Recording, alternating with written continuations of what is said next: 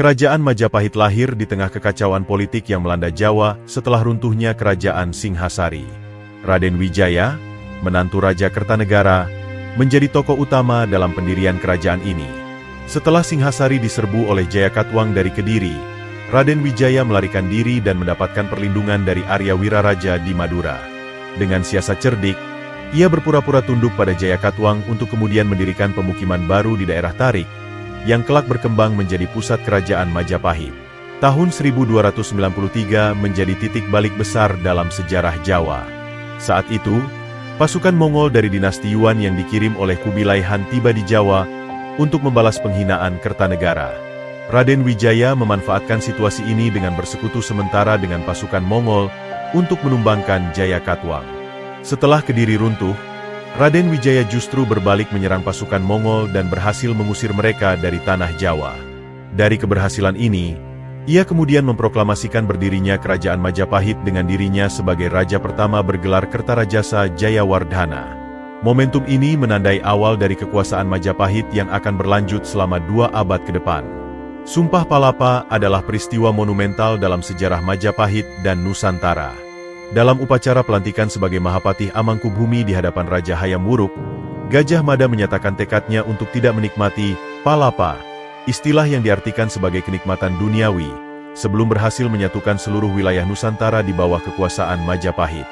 Pernyataan ini tercatat dalam naskah Pararaton dan menjadi simbol paling kuat dari semangat ekspansi Majapahit. Sumpah ini bukan sekadar retorika kosong, tetapi mencerminkan strategi politik ekspansionis yang akan dijalankan secara sistematis oleh Gajah Mada. Ia menyebut secara eksplisit beberapa wilayah yang akan ditaklukkan, termasuk Gurun, Seram, Tanjung Pura, Haru, Pahang, Dompo, Bali, dan lainnya. Banyak wilayah tersebut berada jauh di luar Jawa, menunjukkan ambisi Majapahit untuk menjangkau hingga pelosok Nusantara. Di mata sejarawan modern, Sumpah Palapa merupakan cerminan ide awal tentang integrasi kepulauan yang kemudian menjadi cita-cita bangsa Indonesia di masa modern. Majapahit tidak hanya mengandalkan kekuatan militer dalam memperluas pengaruhnya, tetapi juga menjalankan strategi diplomasi yang halus dan canggih, terutama melalui aliansi pernikahan. Salah satu contohnya adalah rencana pernikahan antara Hayam Wuruk, Raja Majapahit, dengan Dyah Pitaloka Citra Resmi, Putri Kerajaan Sunda. Tujuan politik dari pernikahan ini adalah untuk mempererat hubungan 2 kerajaan besar, Majapahit dan Pajajaran. Dalam konteks geopolitik waktu itu, ini merupakan upaya diplomatik yang lazim dilakukan untuk membangun koalisi serta memperluas legitimasi kekuasaan Majapahit. Namun, rencana ini berubah menjadi tragedi yang dikenal sebagai peristiwa Bubat. Ketika rombongan kerajaan Sunda tiba di lapangan Bubat, Mahapatih Gajah Mada menafsirkan kehadiran mereka sebagai bentuk penyerahan diri, bukan aliansi setara. Perselisihan memanas dan berujung pada pertumpahan darah, termasuk tewasnya Dyah Pitaloka dan sebagian besar pengiringnya. Peristiwa ini mencoreng citra Majapahit di mata kerajaan-kerajaan lain, terutama di tanah Sunda.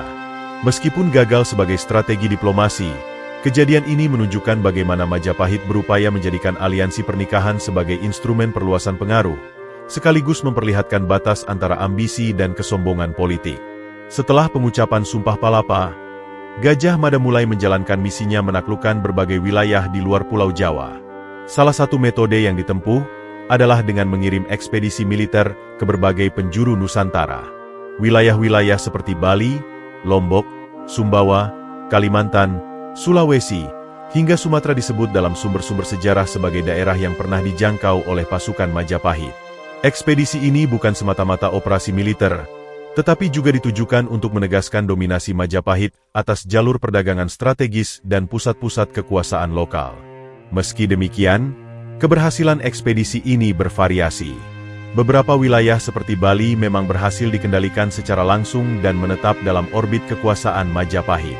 Namun, di banyak wilayah lain, kekuasaan Majapahit lebih bersifat simbolik atau sementara. Banyak kerajaan lokal tetap mempertahankan otonomi internalnya, hanya mengirimkan upeti secara berkala.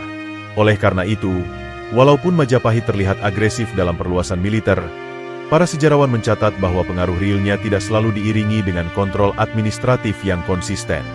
Ini menimbulkan pertanyaan tentang sejauh mana sebenarnya Majapahit menguasai wilayah-wilayah yang disebutkan. Kitab Negara Kertagama yang ditulis oleh MPU Prapanca pada masa pemerintahan Hayam Wuruk, menjadi salah satu sumber utama yang digunakan untuk memahami luasnya wilayah pengaruh Majapahit.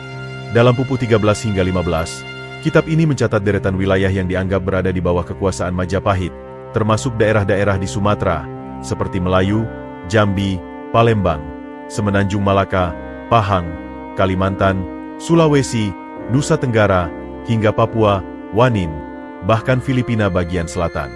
Daftar ini memberikan gambaran mengesankan mengenai cakupan kekuasaan Majapahit yang seolah melampaui batas-batas geografis modern Indonesia. Namun, banyak sejarawan menilai daftar tersebut sebagai representasi simbolik dari klaim kekuasaan, bukan gambaran administratif yang faktual.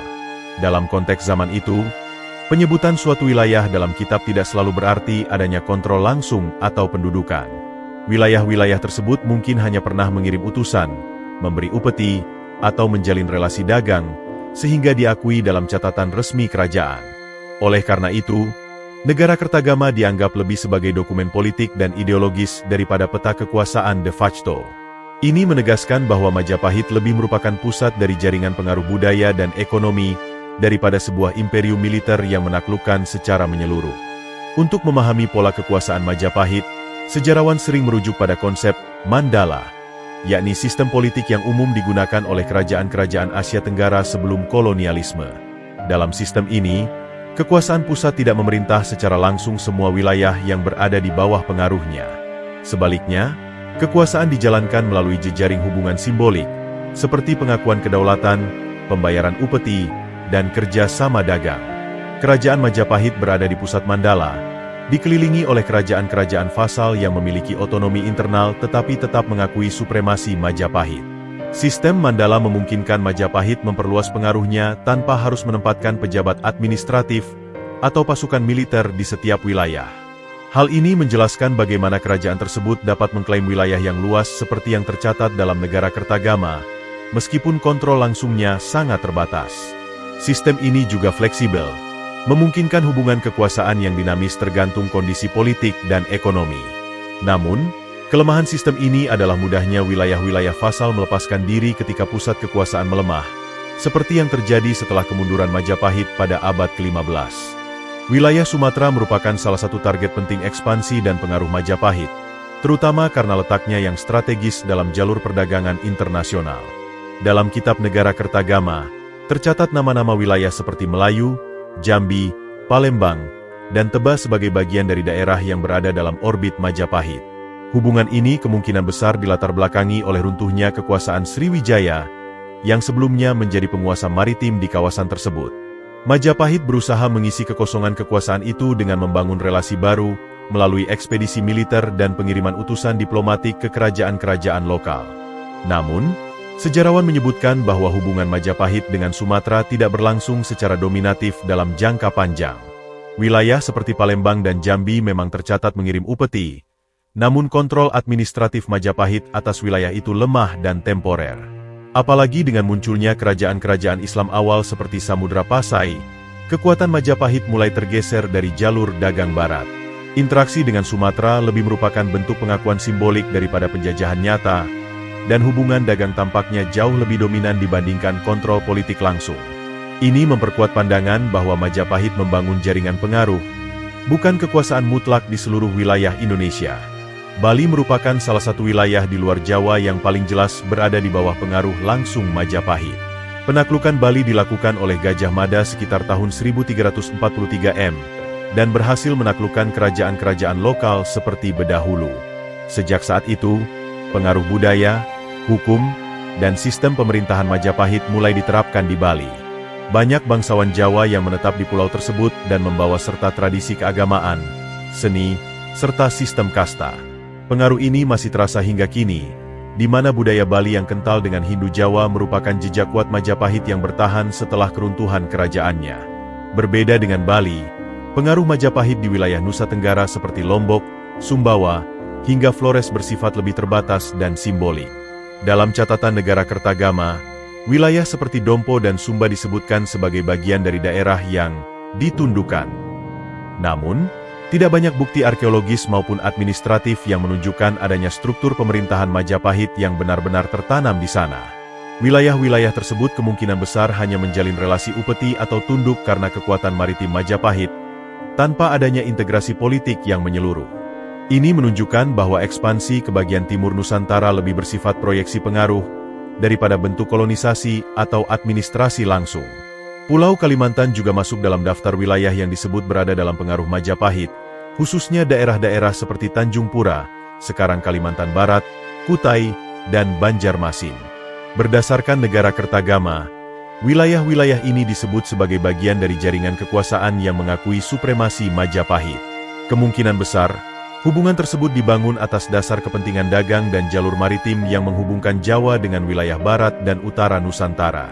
Kalimantan memiliki hasil bumi yang melimpah dan penting untuk perdagangan regional, seperti kayu, rotan, damar, serta emas.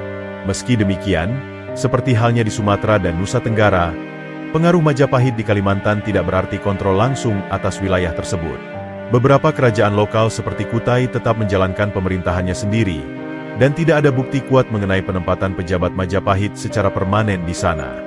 Relasi yang terbentuk kemungkinan berupa hubungan diplomatik dan ekonomi yang bersifat feodal simbolik, di mana kerajaan lokal mengirim upeti atau utusan sebagai bentuk pengakuan, bukan sebagai wilayah jajahan. Hal ini menegaskan kembali bahwa wilayah yang dikuasai oleh Majapahit lebih tepat disebut sebagai bagian dari jaringan pengaruh politik dan perdagangan, bukan sebagai provinsi terintegrasi seperti dalam negara modern. Sulawesi merupakan wilayah penting secara geografis, karena menjadi penghubung antara jalur perdagangan barat dan timur Nusantara. Dalam negara Kertagama, beberapa daerah di Sulawesi disebutkan seperti Luwu, Makassar, dan Buton. Namun, bukti pengaruh Majapahit di wilayah ini lebih bersifat simbolik dan ekonomis daripada administratif. Hubungan antara Majapahit dan kerajaan-kerajaan lokal kemungkinan besar didasari oleh perdagangan dan pertukaran upeti, bukan penaklukan atau pendudukan secara langsung. Kerajaan-kerajaan di Sulawesi seperti Luwu sudah memiliki struktur pemerintahan sendiri yang kuat dan cenderung otonom. Tidak ada bukti arkeologis yang menunjukkan bahwa Majapahit membangun benteng, kota pelabuhan, atau kantor perwakilan di Sulawesi. Namun, jejak budaya dan pengaruh bahasa Sanskerta serta Jawa kuno dalam nama-nama tempat dan naskah kuno di Sulawesi menjadi indikasi bahwa hubungan budaya pernah terjadi. Dalam banyak hal, Sulawesi menjadi bagian dari jaringan dagang maritim Majapahit yang lebih luas, bukan wilayah yang diperintah langsung. Sejarawan menilai bahwa penguasaan Majapahit atas Sulawesi lebih tepat dipahami sebagai dominasi dalam konteks ekonomi politik regional, bukan kekuasaan teritorial seperti dalam pemahaman modern. Salah satu wilayah yang paling mencolok disebut dalam negara Kertagama adalah Wanin, yang diinterpretasikan oleh sejumlah sejarawan sebagai merujuk pada wilayah Papua. Penyebutan ini sering dijadikan dasar klaim bahwa pengaruh Majapahit mencapai ujung timur Nusantara.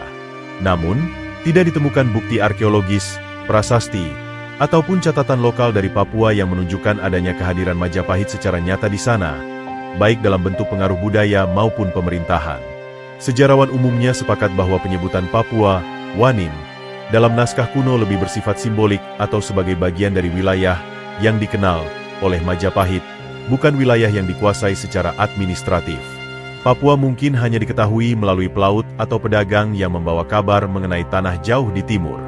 Dalam konteks ideologi politik Majapahit, penyebutan nama-nama wilayah yang jauh berfungsi memperkuat citra kerajaan sebagai pusat semesta, bukan menunjukkan kontrol real.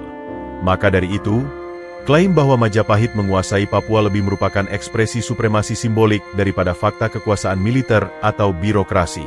Kepulauan Maluku, khususnya Ternate, Tidore, Bacan, dan Obi, merupakan wilayah yang sangat penting dalam jaringan perdagangan rempah-rempah dunia. Cengkeh dari Maluku adalah komoditas berharga tinggi, baik di pasar Nusantara maupun internasional. Majapahit, sebagai kekuatan maritim dan dagang terbesar di Jawa pada masanya, memiliki kepentingan besar untuk menjalin hubungan dengan penguasa-penguasa lokal di Maluku. Dalam negara Kertagama, Maluku termasuk dalam daftar wilayah yang disebut mengakui kekuasaan Majapahit. Namun, seperti pada wilayah lainnya di luar Jawa dan Bali, hubungan Majapahit dengan Maluku kemungkinan besar berbasis pada interaksi dagang dan aliansi politik, bukan kekuasaan langsung. Tidak ada catatan yang menyebutkan bahwa Majapahit menempatkan pejabat atau garnisun militer di kepulauan rempah itu. Maluku tetap diperintah oleh raja-raja lokal yang otonom, dan relasi mereka dengan Majapahit didasarkan pada kesepakatan dagang serta pengiriman upeti simbolik. Artinya, meski Majapahit memiliki pengaruh dan nama besar yang dikenal di Maluku, kekuasaan mereka tidak sampai pada level penundukan administratif. Hubungan tersebut lebih menunjukkan adanya jaringan ekonomi dan pengaruh politik daripada bentuk kolonialisme atau ekspansi imperialis. Majapahit dikenal sebagai kerajaan maritim yang memiliki armada laut besar dan kuat, yang menjadi instrumen utama dalam memperluas dan mempertahankan pengaruhnya di wilayah kepulauan. Armada ini bukan hanya digunakan untuk keperluan militer, tetapi juga mengawal perdagangan, mengamankan jalur pelayaran, dan menunjukkan kekuatan simbolik kepada kerajaan-kerajaan lain. Dalam beberapa sumber seperti Kidung Sunda dan Pararaton, disebutkan bahwa Majapahit mampu mengirim ekspedisi besar-besaran lewat laut, termasuk ke daerah-daerah yang jauh seperti Bali, Tumasik, Singapura, dan bahkan ke Semenanjung Malaka. Namun, kontrol laut yang dimiliki Majapahit lebih bersifat mobile dan fleksibel, bukan berbentuk dominasi teritorial laut seperti yang dilakukan oleh kekuatan kolonial Eropa di kemudian hari. Armada Majapahit menjalankan fungsi sebagai penegak hegemoni, menjaga nama besar Majapahit agar tetap dihormati di pelabuhan-pelabuhan utama. Meski tak selalu hadir secara permanen di setiap wilayah, kekuatan laut ini menciptakan efek psikologis dan politik yang kuat terhadap kerajaan-kerajaan maritim lainnya. Dengan menguasai laut secara strategis, Majapahit tidak perlu menduduki semua pulau secara langsung untuk mengendalikan arus kekayaan dan informasi. Laut menjadi jalur utama dominasi budaya dan ekonomi mereka atas Nusantara. Salah satu kekuatan utama Majapahit terletak pada kemampuannya membangun dan mengelola jaringan perdagangan yang luas di seluruh kepulauan Nusantara. Kerajaan ini menjadi simpul penting dalam rute perdagangan maritim antara Tiongkok, India, Timur Tengah, dan berbagai kerajaan lokal di Asia Tenggara. Pelabuhan-pelabuhan seperti Tuban, Gresik, dan Canggu menjadi pusat aktivitas ekonomi yang ramai, mengekspor hasil bumi seperti rempah-rempah, beras, kayu, garam, hingga logam mulia. Hubungan dagang ini memperkuat pengaruh Majapahit secara politik dan budaya, karena kerajaan-kerajaan lain seringkali bergantung pada akses perdagangan yang dikuasai oleh Majapahit. Lebih dari sekadar transaksi ekonomi, jaringan perdagangan ini menjadi medium penyebaran budaya Jawa ke berbagai daerah. Bahasa Kawi dan aksara Jawa kuno menyebar keluar Jawa, demikian pula dengan kesenian, hukum adat, dan agama Hindu-Buddha. Pedagang Majapahit bukan hanya membawa barang, tetapi juga membawa pengaruh politik dan budaya. Hal ini menjelaskan mengapa pengaruh Majapahit begitu luas, tanpa harus melakukan ekspansi militer ke semua wilayah. Jalur dagang menjadi sarana dominasi yang efektif dan berjangka panjang, serta menjadikan Majapahit sebagai pusat peradaban maritim yang diperhitungkan di Asia Tenggara. Majapahit tidak hanya memperluas pengaruhnya melalui militer dan perdagangan, tetapi juga melalui kekuatan simbolik yang tertuang dalam seni, arsitektur, dan sastra. Di pusat kekuasaannya di Trowulan, berdiri bangunan-bangunan monumental seperti Candi Tikus, Candi Bajang Ratu, dan Gerbang Wuringin Lawang yang mencerminkan kemegahan dan kekuasaan kerajaan. Relief-relief yang menghiasi bangunan tersebut bukan sekadar ornamen, melainkan syarat dengan makna ideologis yang menggambarkan kosmologi Hindu-Buddha dan legitimasi raja sebagai titisan dewa. Arsitektur Majapahit menjadi perwujudan visual dari kekuasaan dan stabilitas kerajaan. Seni sastra juga menjadi alat penting dalam menyebarkan simbolisme kekuasaan. Kitab Negara Kertagama misalnya, tidak hanya mencatat data sejarah dan wilayah kekuasaan, tetapi juga membangun citra Majapahit sebagai pusat semesta, Mandala. Dalam narasi kitab tersebut, Majapahit digambarkan sebagai kerajaan agung yang menjadi poros dunia, dengan raja sebagai pemimpin suci. Simbolisme ini menciptakan legitimasi yang kuat di mata internal maupun eksternal, di mana pengaruh Majapahit lebih banyak diterima karena prestise dan kewibawaannya, bukan hanya karena kekuatan militernya. Inilah mengapa meskipun kontrol administratifnya terbatas, Majapahit tetap dipandang sebagai kekuatan dominan di zamannya. Puncak kejayaan kerajaan Majapahit terjadi pada masa pemerintahan Raja Hayam Wuruk 1350-1389 M, didampingi oleh Mahapati Gajah Mada sebagai pemimpin pemerintahan dan panglima militer tertinggi. Di bawah kepemimpinan keduanya, Majapahit mengalami stabilitas politik, pertumbuhan ekonomi yang pesat, dan ekspansi pengaruh ke berbagai penjuru Nusantara. Hayam Wuruk dikenal sebagai raja yang bijaksana dan pendukung seni serta budaya, sementara Gajah Mada adalah figur yang ambisius dan energik dalam mewujudkan cita-cita penyatuan Nusantara melalui Sumpah Palapa. Sinergi antara keduanya menciptakan masa keemasan yang sulit disaingi oleh dinasti lain di wilayah kepulauan. Banyak pencapaian besar terjadi di masa ini.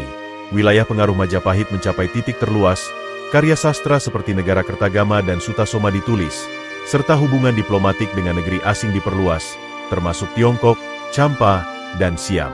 Kota Trowulan sebagai pusat kerajaan pun berkembang menjadi ibu kota megah dengan sistem irigasi canggih, pasar besar, dan pelabuhan ramai. Dalam pandangan sejarawan, era ini merupakan lambang supremasi politik dan budaya Jawa yang memancarkan kekuasaan secara regional. Meski pengaruh ini lebih bersifat hegemonik daripada kolonial, keberhasilan Hayam Wuruk dan Gajah Mada menjadikan Majapahit diakui sebagai kerajaan terbesar dalam sejarah prakolonial Indonesia. Setelah wafatnya Gajah Mada pada sekitar tahun 1364 Masehi dan kemudian disusul oleh Raja Hayam Wuruk pada tahun 1389 Masehi, stabilitas politik kerajaan Majapahit mulai mengalami keretakan serius. Tidak ada lagi figur pemersatu sekuat Gajah Mada yang mampu menjaga disiplin politik serta kontrol atas daerah-daerah bawahan. Sementara itu, keluarga kerajaan mulai terjebak dalam perebutan kekuasaan, terutama terkait suksesi tahta. Pertikaian antara pewaris sah dan para bangsawan yang merasa berhak atas kedudukan tertinggi memicu konflik internal yang berkepanjangan. Pertikaian tersebut memperlemah pusat kerajaan dan memberi peluang bagi daerah-daerah vasal untuk melepaskan diri dari pengaruh Majapahit. Di sisi lain, kekuatan Majapahit di luar Jawa mulai goyah karena hilangnya kepercayaan dan kendali dari pemerintah pusat. Banyak penguasa lokal yang sebelumnya setia pada Majapahit mulai bertindak mandiri dan menghentikan pengiriman upeti. Kondisi ini membuat jaringan kekuasaan yang dibangun selama masa keemasan perlahan-lahan runtuh. Sejarawan menilai bahwa keretakan internal ini adalah salah satu penyebab utama kehancuran bertahap Majapahit, bahkan sebelum ancaman dari luar datang. Pada akhir abad ke-14 dan awal abad ke-15, seiring dengan melemahnya kekuasaan Majapahit, mulai bermunculan kekuatan-kekuatan baru berbasis Islam di wilayah pesisir. Salah satu yang paling menonjol adalah Kesultanan Samudra Pasai di Aceh, yang kemudian diikuti oleh berdirinya Kesultanan Malaka di Semenanjung Melayu. Kedua kerajaan ini memiliki posisi strategis di jalur perdagangan internasional dan berhasil menarik banyak pedagang dari India, Arab, dan Tiongkok, yang sebelumnya juga menjadi mitra dagang Majapahit. Pergeseran kekuatan ekonomi ini secara perlahan mengurangi dominasi Majapahit di dunia maritim. Di wilayah Jawa sendiri, kemunculan Kesultanan Demak yang dipimpin oleh Raden Patah menandai awal berakhirnya dominasi politik Majapahit. Demak tumbuh sebagai kekuatan baru di pesisir utara Jawa dengan dukungan para ulama dan pedagang Islam. Berbeda dengan Majapahit yang berbasis agraris dan berideologi Hindu-Buddha, kerajaan-kerajaan Islam ini mengandalkan mobilitas maritim dan jaringan keagamaan lintas batas. Selain itu, ajaran Islam yang bersifat egaliter dan terbuka terhadap pedagang kecil memberikan daya tarik besar bagi masyarakat pesisir. Kombinasi dari kekuatan ekonomi, sosial, dan keagamaan inilah yang membuat kerajaan-kerajaan Islam mampu menggantikan posisi Majapahit sebagai pusat kekuasaan di Nusantara. Meskipun secara politik dan militer Majapahit akhirnya runtuh, nama dan kejayaannya tidak pernah benar-benar hilang dari ingatan kolektif bangsa Indonesia. Justru setelah kejatuhannya, Majapahit memasuki babak baru sebagai simbol kejayaan masa lalu yang diagungkan oleh berbagai kalangan. Dalam banyak naskah Jawa, baik babat maupun serat, Majapahit digambarkan sebagai kerajaan yang makmur, adil, dan kuat. Legenda tentang Gajah Mada, Hayam Wuruk, serta Sumpah Palapa diwariskan turun-temurun sebagai lambang kebesaran Nusantara sebelum datangnya kolonialisme. Pada masa pergerakan kemerdekaan di awal abad ke-20, semangat penyatuan Nusantara yang dahulu diidealkan oleh Gajah Mada diinterpretasikan ulang sebagai inspirasi bagi nasionalisme modern. Para tokoh seperti Soekarno menjadikan Majapahit sebagai simbol dari Indonesia bersatu yang pernah ada dan bisa diwujudkan kembali. Lambang negara Indonesia, Garuda Pancasila, pun disebut-sebut sebagai bentuk modern dari warisan simbolik kerajaan tersebut. Maka, meski secara faktual Majapahit tidak menguasai seluruh wilayah Indonesia seperti negara modern, pengaruh ideologis dan mitologisnya terus hidup, memberi identitas dan kebanggaan kolektif bagi bangsa Indonesia hingga kini. Para sejarawan kontemporer secara umum sepakat bahwa Majapahit memang merupakan kekuatan politik, ekonomi, dan budaya paling dominan di Asia Tenggara pada abad ke-14 hingga awal abad ke-15. Cakupan pengaruhnya yang luas tercatat dalam berbagai sumber seperti Negara Kertagama, menunjukkan bahwa Majapahit dihormati dan dikenal di berbagai wilayah. Namun, Klaim bahwa Majapahit menguasai seluruh Indonesia dalam arti modern, dengan pemerintahan langsung, pengawasan administratif, dan kontrol penuh atas wilayah, tidaklah akurat secara historis. Kekuasaan Majapahit lebih bersifat hegemonik dan simbolik, dengan sistem Mandala yang memungkinkan adanya hubungan feodal yang longgar antara pusat dan daerah. Dalam konteks sejarah Asia Tenggara, pengaruh Majapahit sangatlah signifikan. Majapahit bukan hanya kerajaan yang kuat secara militer dan ekonomi, tetapi juga produsen budaya yang menyebarkan bahasa, seni, hukum, serta sistem sosial ke berbagai wilayah. Kendati kontrolnya atas daerah-daerah di luar Jawa bervariasi, dari dominasi nyata hingga sekadar pengakuan upeti, Majapahit tetap berhasil membentuk citra sebagai penguasa Nusantara. Oleh karena itu, alih-alih melihat Majapahit sebagai penjajah seluruh wilayah Indonesia modern, lebih tepat jika kita memahaminya sebagai pusat peradaban yang menjalin jaringan kekuasaan dan pengaruh yang luas dalam kerangka dunia maritim Asia Tenggara.